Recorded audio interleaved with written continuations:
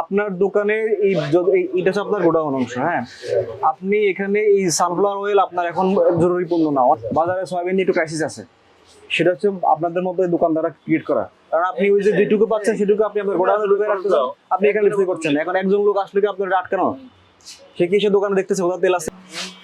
আচ্ছা শুনেন, ওনার তো মূল্য তালিকা টানানো বাধ্যতামূলক, সেটাও উনি টানায়নি। আর সয়াবিন তেল উনি হোলসেলার হোক আর খুচরা বিক্রেতাই হোক, যেহেতু সয়াবিন তেল নিয়ে একটা ক্রাইসিস চলছে সারা দেশে, এবং যদি সে ডিসপ্লেতে না রাখে তাহলে তার কাছে তেল নেই এই কথাটা বলার তার সুযোগ থাকে। বুঝতে পেরেছেন?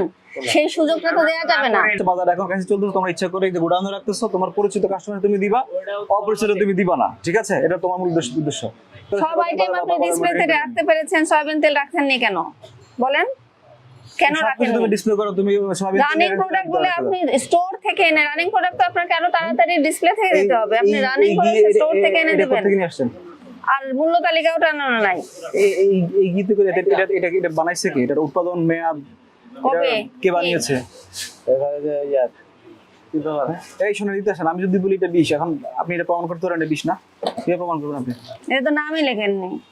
আপনি কি এটা জানেন না যে মোরগজাত যেসব পণ্য, মোরগ, এই যে এটা একটা মোরগজাত পণ্য না, এটাও একটা মোরগজাত পণ্য। এটা কি জিনিস সেটা লেখা আছে না, সব কবে তৈরি হয়েছে, কবে এর মেয়াদ যাবে, এর দাম কত, এটা কি লেখা আছে না? একই কথা এটার ক্ষেত্রেও প্রযোজ্য, এটার ক্ষেত্রেও প্রযোজ্য। একই দোকান ভাঙার পরে এখানে কবে আসছেন? আসে তো প্রায় 1 বছর। হ্যাঁ, 1 বছরে এটা মূল্য তালিকা আপনি তৈরি করতে পারেননি। আপনি এদিকে আসেন। এই চিনি বিক্রি করা যাবে না।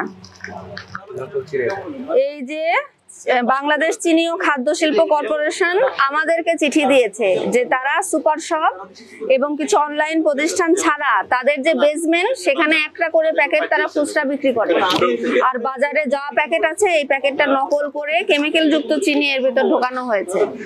এটা এখন থেকে বিক্রি করা যাবে না, বিক্রি করতে পারবেন না। এটা বিক্রি করা যাবে না, 1 নম্বর কথা। বুঝতে পেরেছেন? এটা বিক্রি বন্ধ রাখেন। আমরা এখানে এসে আপনার যে ত্রুটিগুলো পেয়েছি সেটা হচ্ছে আপনি আপনার খোলা পণ্যের কোনো মূল্য তালিকা দেননি, এটা আইনত অপরাধ। ঠিক আছে?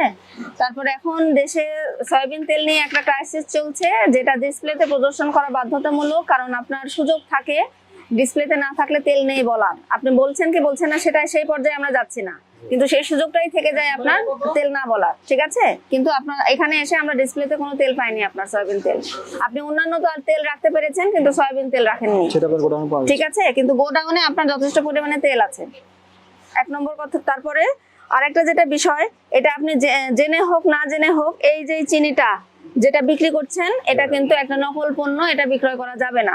যারা এই কাজটা করছে তাদেরকে ধরার ক্ষেত্রে আপনাদের সহযোগিতা প্রয়োজন, সহযোগিতা করতে হবে। বুঝতে পেরেছেন?